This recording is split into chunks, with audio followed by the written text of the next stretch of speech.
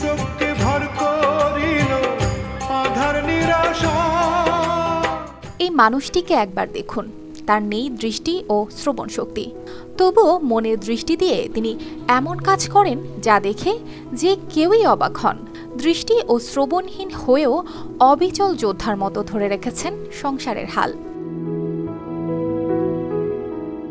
ঝিনাইদহের কালীগঞ্জ উপজেলার হেলাই গ্রামের জিয়ারুল ইসলাম প্রায় 10 বছর আগে আল্লাহর দেয়া অশেষ নিয়ামত হারান, কিন্তু এই হারিয়ে যাওয়া কি তাকে দমাতে পেরেছে?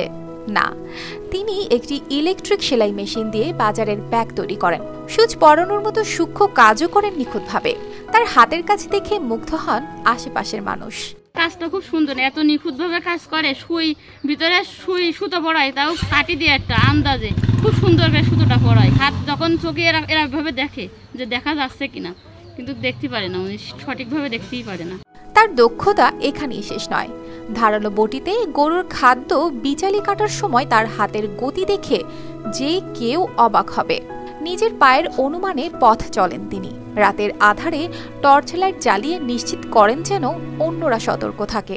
দীর্ঘদিন আছে, আমরা যে পরের বাড়ি এসে ধরে দেখছি আমাদের দেওয়ার ওরকমই, সে চোখে দেখে না। যতবার একটু দেখতো 8-10 বছর তিনি একেবারেই দেখে না। তার যদি রাস্তায় দেখা হয় হাত ধরে তার বাড়ি পৌঁছে দেওয়া হয়।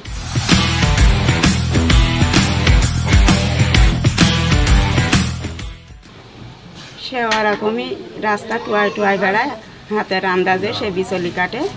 তার স্ত্রী প্যাকেটের হাতা লাগাই দেয়, সে সেইগুলো দেখা যাচ্ছে যে লাম্বার টান সে দিতে পারে। তার এই লড়াই শুধু তার একার নয়, পুরো পরিবারের।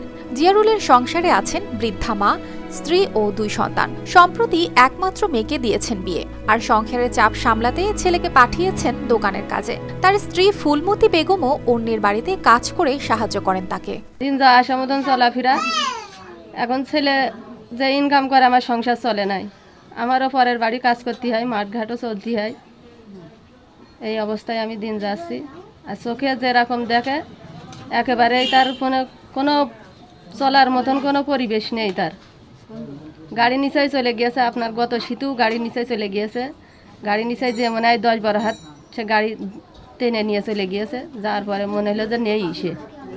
জিয়ারুলের গল্প শুধু সংগ্রামের নয়, এটি একটি অনুপ্রেরণার গল্প। দৃষ্টি ও শ্রবণ শক্তি হারিয়েও ভিক্ষাবৃত্তিতে না গিয়ে তিনি প্রমাণ করেছেন শারীরিক সীমাবদ্ধতা কখনোই মনের শক্তিকে হার মানাতে পারে না। News desk, RTV।